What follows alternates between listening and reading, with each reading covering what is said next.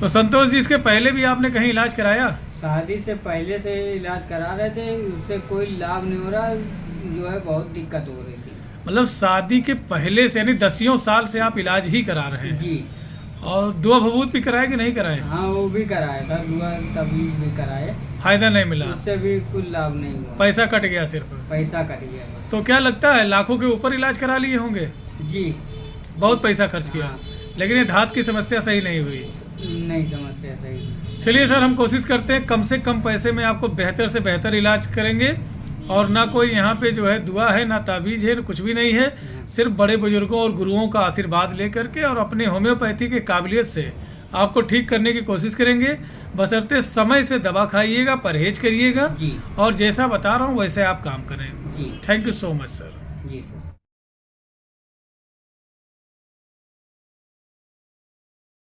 ये भाई श्री बालाजी महाराज की असीम कृपा से आज हमारे क्लिनिक में आइए भाई विज्ञानसी जी, आइए। तो साथियों, ये वही विज्ञानसी जी हैं जिनका जो है प्रेगनेंसी का वीडियो हम लोगों ने जो है आप लोगों को दिखाया था।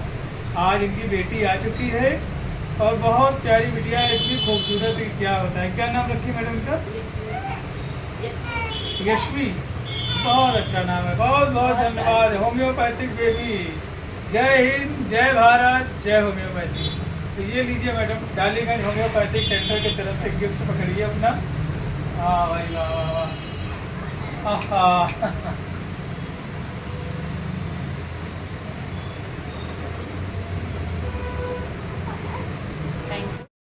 साथियों नमस्कार। आज बहुतों के इंतज़ार के बाद में, बहुत दिनों के इंतज़ार के बाद में आज देखिए जो है देवी जी आई हुई हैं। और ये हमारे जो है संतोष भाई हैं, संतोष कुमार शर्मा जी, और ये विज्ञानसी जी हैं। और ये इनकी बेटी, जिसका जो है हम लोग जिक्र एक बार किए थे, जो किट देखे थे कि उसमें 2 लाइनें बन के आई थी, विज्ञानसी रोने लगी थी खुशी के मारे जो है। आज ये बच्ची देखिए हम लोगों के गोद में आ गई है। क्या नाम रखा मैडम इनका? यशवी। यशवी। बहुत अच्छा नाम है, यशवी नाम है इनका। और ये जो है टोटली डॉक्टर राधा श्रीवास्तव जी की सूझबूझ और उनके अथक मेहनत प्रयास से आज इनको जो है संतान सुख प्राप्त होता है। और यहाँ पर पूर्णतया जो क्रेडिट जाता है डॉक्टर राधा श्रीवास्तव जी को जा रहा है। तो भाई कैसा लग रहा है आज आप लोगों को? खुश हैं? मज़ा आ गया? लोग कहते हैं होम्योपैथी देर से करती है, बहुत स्लो करती है, आपको क्या लगता है? सही करती है। तो सर एक बार जो है प्यार से बोलिए, जय हिंद, जय भारत, जय होम्योपैथी। जय हिंद, जय भारत, जय होम्योपैथी। और थोड़ा जो है विज्ञानसी जी से बात कर लिया जाए, बहुत दिन बाद में विज्ञानसी जी मिले हैं। विज्ञानसी जी, हम लोगों ने जो आपसे वादा किया था पूरा हुआ? हाँ। खुश हैं? हाँ। आपका पुराना वीडियो लोगों ने बहुत सराहा, बहुत देखा, बहुत सारे लाइक कमेंट उस पर आए। तो अभी जो है समाज में बहुत सी ऐसी माताएं हैं, बहनें हैं जिनको बच्चे नहीं हो रहे हैं और अनेक प्रकार की उनको यातनाएं जो है लोग हंसी उड़ाते हैं, उनको जो है परेशान करते हैं। तो ऐसे लोगों के लिए क्या संदेश देना चाहेंगी? उनके लिए होम्योपैथी ठीक होगा? तो बहुत बहुत धन्यवाद विज्ञानसी जी। और कुछ कहना चाहती हैं? तो ये जो है इनके बच्चे को दिखा दिया जाए भाई। डॉक्टर राधा श्रीवास्तव जी की ये व्यक्तिगत तौर पे उपलब्धि है, इन्होंने अथक मेहनत प्रयास किया और ये डॉक्टर राधा श्रीवास्तव के मेहनत का परिणाम है। सारा क्रेडिट डॉक्टर राधा श्रीवास्तव को जा रहा है और इन्होंने बहुत मेहनत किया, तब जा कर के आज दिन देखने को मिल रहा है। बहुत बहुत धन्यवाद, थैंक यू सो मच। तो संतोष भाई, जैसा कि हम लोगों ने पहले आपका एक वीडियो बनाया था जिसमें हम लोगों ने जिक्र किया था कि उस समय जो है आपके शुक्राणु बहुत कम हो गए थे, सेक्स पावर 0 हो गया था और हमेशा मटेरियल जो है डिस्चार्ज होता रहता था और जिसके वजह से बहुत सारी समस्याएं आ गई थी। तो क्या ऐसे जो है केसेज में होम्योपैथी सक्सेस है? हाँ। आपको यहाँ से फ़ायदा मिला? फायदा मिला। आपको जो है डॉक्टर कुलदीप श्रीवास्तव का व्यवहार कैसा लगा, उनका ट्रीटमेंट कैसा लगा? बढ़िया है। थोड़ा तेज बोलिएगा सर, वो पास में बढ़िया है। है, बढ़िया। तो लोगों को जो है क्या संदेश देना चाहते हैं? कि होम्योपैथिक सबसे बढ़िया है। बढ़िया है। तो डॉक्टर कुलदीप श्रीवास्तव का कैसा व्यवहार है आपके प्रति? बढ़िया है। कैसा डॉक्टर है? बढ़िया है। ठीक, बहुत बहुत धन्यवाद।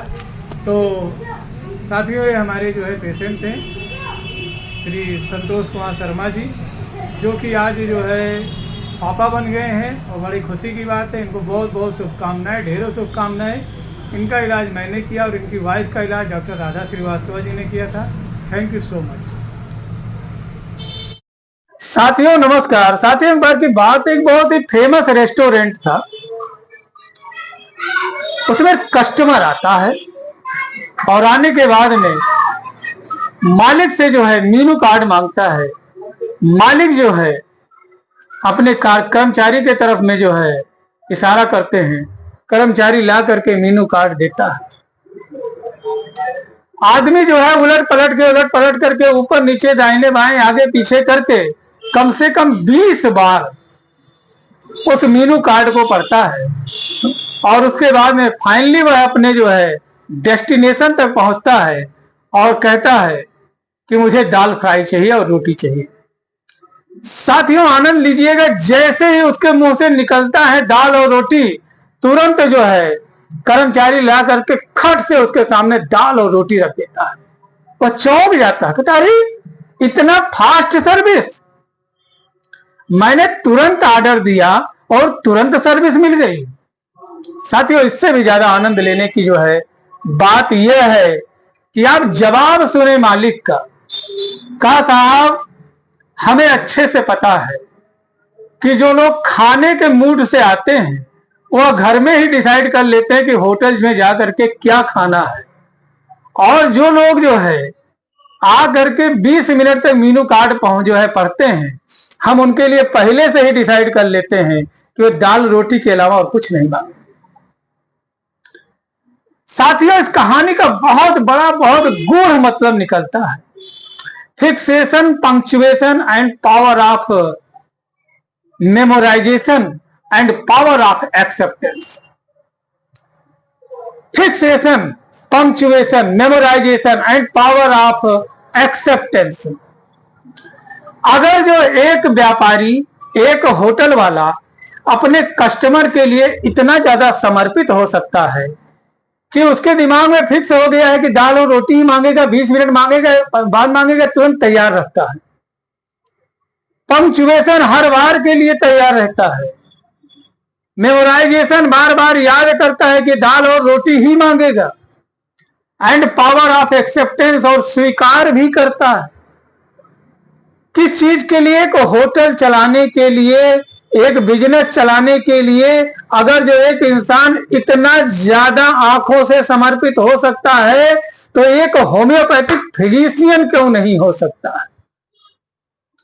उसे सब कुछ पता है कि आप क्या क्या खरीद करके लेके जाएंगे, कितना खरीद के ले जाएंगे, कौन सा आइटम खरीद के ले जाएंगे, यहां तक उसे गेस है। और यहां तक वह जानता है कि आप आए हैं तो कितने का जो है सामान खरीदेंगे, कितने का बिजनेस करेंगे, कितने की बातें करेंगे। वो सब कुछ जो है आपके प्रेजेंस से, आपके अपीयरेंस से, आपके कॉन्स्टिट्यूशन से पहचानने की क्षमता रखता है। यह इसलिए रखता है क्योंकि वो अपने बिजनेस में रेगुलर है। लेकिन बड़ी दुर्भाग्य की बात है कि जिसे पहले कभी जो है लोग कभी कभी यदा कदा त्योहार की तरह यूज कर लिया करते थे, आज उसने अपनी योग्यता को इस स्तर तक ले जा करके, मतलब गगनचुंबी तक पहुंचा दिया है और विश्व स्तर पर लोगों ने स्वीकार कर लिया है कि होम्योपैथ सबसे सेफ, सिक्योर एंड बेहतरीन से बेहतरीन गुणों वाली पैथी है, जो कि विश्व स्तर पर जितनी भी बेहतरीन पैथी हैं, जितने भी बेहतरीन होम्योपैथिक मेडिकल साइंसेज हैं, उनमें जो है अपनी एक विशेष योग्यता रखता है। प्रमाण के साथ में, साक्ष्य के साथ में, रिसर्च के साथ में।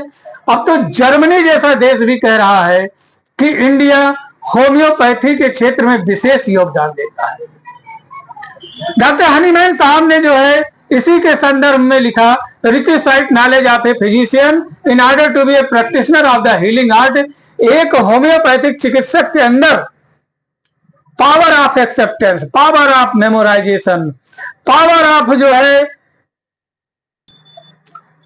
Power of knowledge of application of drug knowledge to disease knowledge होना चाहिए। और यह कैसे आएगा? जब वह first year, second year, third year, final year के क्लासेज को रेगुलर लेगा, अपने प्रोफेसर को प्रोफेसर समझेगा, ना कि जो है उनके ऊपर कोई शक संदेह करे, उनके अंदर घुलने मिलने की क्षमता को बढ़ा दे, घुलनशील हो जाए। इस तरीके से एक प्रोफेसर के दिल में अपनी जगह बना ले कि प्रोफेसर मजबूर हो जाए बरसात में भी पढ़ाने के लिए, दुनिया इधर से उधर हो जाए लेकिन क्लास नहीं रुकना चाहिए। एक ऐसा बॉन्ड बन जाए टीचर और स्टूडेंट के बीच में। साथियों, इस चीज को हनीमैन साहब ने इस यूनिट में समझाया है, जिसको में पार्ट 1 और 2 में हम लोगों ने बात किया, requisite knowledge of a physician in order to be a practitioner of the healing art. उसमें हम लोगों ने कई चीजों पर बात किया। आज हम लोग बात करेंगे knowledge of application of drug knowledge to disease knowledge. जी हाँ दोस्तों, आज हम लोग जानेंगे कि knowledge of application of drug knowledge to disease knowledge कहने का डॉक्टर हनीमैन सर का क्या अभिप्राय था। साथियों, डॉक्टर हनीमैन साहब MBBS MD थे होम्योपैथी में आने से पहले, और MBBS MD करने के बाद में उन्होंने जो है होम्योपैथी का निर्माण किया।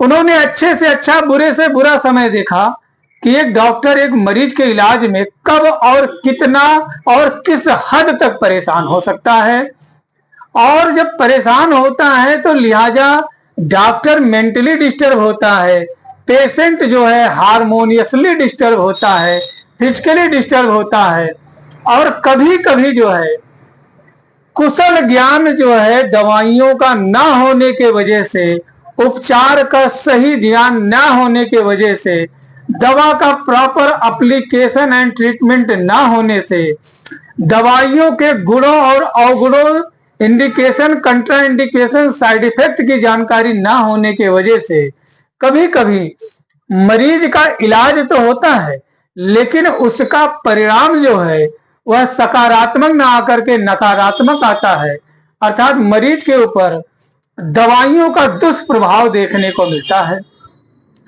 और कहते हैं कि मरीज ठीक नहीं हो रहा है, लंबे समय से दवा खा रहा है, बहुत पैसे खर्च हो गए, मरीज की स्थिति गिरती जा रही है, मरीज दयनीय होता जा रहा है, लेकिन मरीज ठीक नहीं हो रहा है।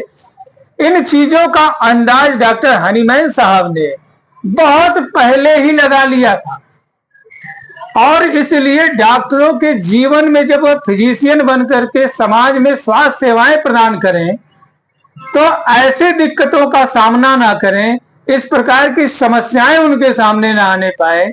इसलिए डॉक्टर हनीमैन साहब ने एक पुस्तक का निर्माण किया जिसका नाम है organ of medicine and homeopathic philosophy, और उसमें एक अफोरिज्म लिखा, अफोरिज्म नंबर 3 और 4 में बताया, requisite knowledge of a physician in order to be a practitioner of the healing art.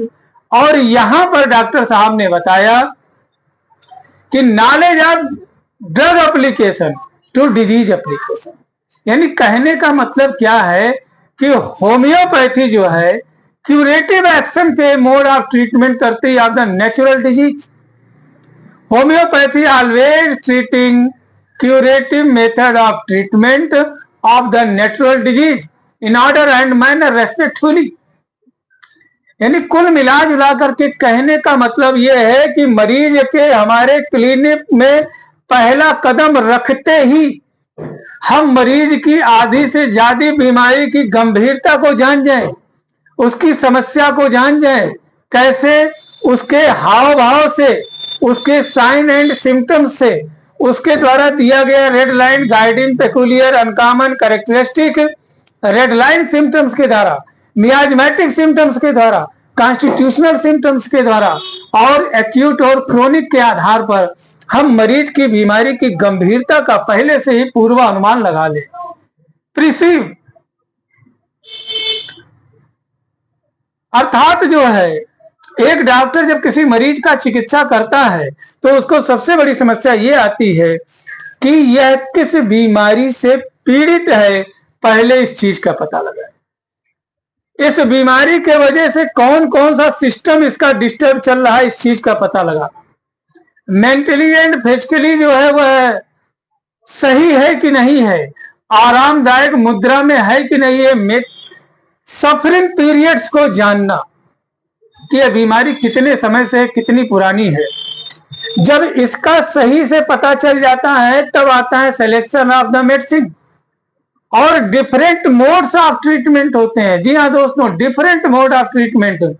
अगर जो है आयुर्वेद के पास आया है तो आयुर्वेद का दवा देगा, एलोपैथ के पास आया है तो एलोपैथिक दवा होगी, अगर जो होम्योपैथ के पास में आया तो होम्योपैथिक होगी, अगर जो वह यूनानी के पास आया तो यूनानी मेडिसिन होगा, सिद्धा के पास जाएगा तो सिद्धा होगा।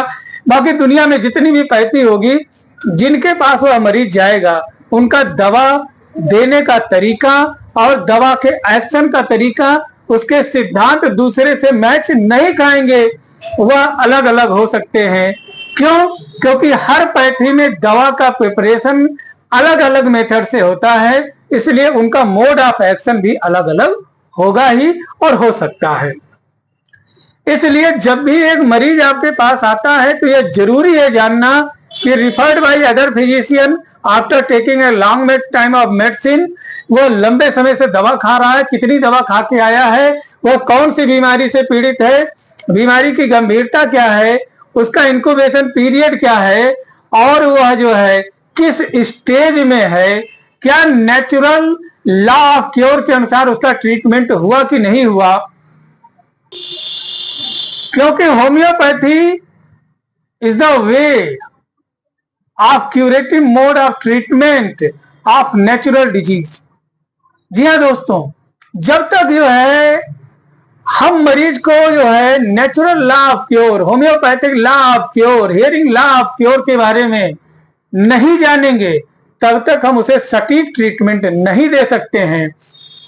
और डॉक्टर की निगाह इतनी पैनी होनी चाहिए, इतना जो है ज्यादा उसका इंटेंस होना चाहिए कि मरीज जो है जब डॉक्टर के पास पहुंचे, उनके सामने बैठे तो उन्हें अपना मित्र समझे, और उसे आपको विश्वास दिलाना होगा कि वह अपनी मन की बात को आपसे कर सके। जब मरीज मन की बात करे तो आपका नैतिक दायित्व है sound and closely to listen the patient complaints and write down. जी हाँ दोस्तों, लिखना बहुत जरूरी है। जो आदमी लिखता नहीं है पढ़ते समय, बोलते समय, लेक्चर सुनते समय, वह सिर्फ उतना ही याद कर पाता है जितना वह भूलता है। बहुत बड़ी बात मैंने कह दिया। मैंने बहुत सारी बातें इस है वीडियोज में ऐसी कही जो लिखने योग्य थी। अब पता नहीं किसने लिखा किसने नहीं लिखा। मेरा तो जो काम था वो मैं करके जा रहा हूं, क्योंकि कहा गया है कि ऐसे कपड़े का कोई मतलब नहीं होता है जो जिंदगी के आखिरी पड़ाव में कफन के रूप में मिलता है। ऐसे भोजन का कोई मतलब नहीं होता है जब इंसान उसको चबाने में, उसका टेस्ट लेने में, उसका पाचन करने में सक्षम ना हो। और ऐसी सफलता और ऐसा ज्ञान का कोई मतलब नहीं है जिससे उस देश का कल्याण और भला ना हो। इसलिए डॉक्टर कुलदीप श्रीवास्तव के अंदर जो कुछ भी है, मटेरिया मेडिका भी आपका, organ of medicine and philosophy भी आपकी, रिपर्टरी भी आपकी, जितनी भी सब कुछ मैं जानता हूं, मैं सब दुनिया छोड़ने से पहले आपको दे करके चला जाऊं। अब ये आप जाने कि आप कितना सीख रहे हैं और कितना लिख रहे हैं, क्योंकि कहा गया है एक सफल इंसान के पास में सफलता का एक लिस्ट होता है, एक रास्ता होता है। वो अपने सारे गोल्स को लिखता है, सारी चीजों को लिखता है कि फला तारीख में, फला डेट में मैं ये करूंगा, और जो है वह उसी डेट में वो सारी चीज करता है। असफल इंसान वह होता है जो किसी भी लड़की लड़के या कोई शादी विवाह मुंडन पार्टी या किसी चीज में जाता है और दबा करके जो है 1.5 घंटा तक प्लेट ले करके घूम घूम करके खाता है, और उसके बाद में यथासंभव न्योता देता है और हर तीसरे आदमी से कहता है और रसगुल्ला छोटा था। जबकि उसे यह नहीं पता है कि सिर्फ एक पार्टी देने के लिए एक लड़की का बाप पूरी जिंदगी मेहनत करता है कि एक दावत दे, एक जो है पार्टी दे, और फिर भी आप उससे संतुष्ट नहीं है। उसी तरीके से आप डिसीजन नहीं लेते हैं कि रेस में खड़ा हुआ जो है घोड़ा है, वह घोड़ा है या गधा है। ये आपकी आंखें डिसाइड पहले से कर लेती हैं कि ये दौड़ेगा कि गिरेगा। अगर जो आपकी आंखों में सही और गलत पहचान करने की क्षमता नहीं है, इसका मतलब है कि आपने सही से अपने मन को किसी भी जगह पर एकाग्रचित तौर पर नहीं लगाया। आप पहले से ही निर्धारित कर लेते हैं कि जो क्लास में प्रोफेसर आपको पढ़ाने आया है, यह कुछ जानता है कि नहीं जानता, यह आपको पढ़ाने योग्य है कि नहीं है, आप पहले से ही निर्धारित कर लेते हैं, जबकि आप बीएचएमएस अभी नहीं पास कर पाए। तो अब आप अपने आप का आकलन करिए कि जो है आप कितने पानी में हैं, कि आप उस योग्य इंसान के बारे में नकारात्मक विचारधारा ला रहे हैं जिसकी सीढ़ी को अभी तक आपने पार नहीं किया। एक फिजिशियन का दिमाग एक खूबसूरत दिमाग तरीके से होना चाहिए कि जब मरीज उसके सामने बैठे ना, तो मन की बात को, दिल की बात को, बरसों पुरानी जो है समस्या को आपके सामने ज्यों का त्यों रख दे, और आप जो है उसमें red line, common, uncommon, peculiar, characteristics, guideline, constitutional, miasmatic, acute, chronic, long acting, short acting, deep acting को इंडिविजुअलाइज कर दें, यानी कि अलग कर लिया, सिलेक्शन ऑफ मेडिसिन हो गया। अब आपको क्लियर पता हो जाएगा knowledge of application of drug knowledge and disease knowledge, यानी कहने का मतलब क्या है, अब आपको पता चल गया knowledge of application of natural law of cure and proper employment of the medicine. आपको अब यहां पे सब कुछ पता चल गया। लेकिन कुछ आज के दौर में ऐसे भी लोग हैं साथियों, जो इस बात को समझ नहीं पाते हैं कि इसका कितना बड़ा रोल है, कितना बड़ा एहसान कर दिया, कितना बड़ा पुण्य कर दिया, कितना बड़ा काम कर दिया। होम्योपैथी के जो है सीने पे आजीवन एक जो है अमिट जो है छाप डाल दिया, एक बहुत बड़ा उद्धार कर दिया हनीमैन साहब ने इस बुक को लिख करके, ताकि किसी भी होम्योपैथिक फिजिशियन के अंदर कोई भी प्रकार का डर, संशय ना रहे किसी भी दवा का सिलेक्शन करने में, और requisite knowledge of the physician in order to be a practitioner of the healing art बनने में कोई कमी ना रहे। अर्थात वह सिंगल मेडिसिन, सिंगल डोज दे, और मरीज जो है जब मिले तो कहे साहब गुड डे, मेरा बीमारी ठीक हो गया, मैं अच्छे से हो गया, मैं अपना काम कर रहा हूं। इन तमाम चीजों को हनीमैन साहब ने सिखाया। तो साथियों, आपसे करबद्ध निवेदन है कि यदि अभी तक आपने जो है मेरे चैनल को सब्सक्राइब नहीं किया है तो प्लीज सब्सक्राइब कर लीजिए। यदि अभी तक हमारे वीडियो को जो है आपने शेयर नहीं किया तो प्लीज शेयर कर दीजिए, ना जाने किस बच्चे के काम में आ जाए और कौन सा मरीज ठीक हो जाए। साथियों, आपसे करबद्ध निवेदन है और आशा करता हूं कि वीडियो आपको अच्छा लगा होगा। यदि अच्छा लगा है तो प्लीज आप हमारे चैनल को सब्सक्राइब करें, हमें फॉलो करें, ज्यादा से ज्यादा शेयर करें। तब तक के लिए अपने स्वास्थ्य और सेहत का ध्यान रखें। मिलते हैं कल फिर किसी नए चैलेंज के साथ में नया समाधान लेके। जय हिंद, जय भारत, जय होम्योपैथी।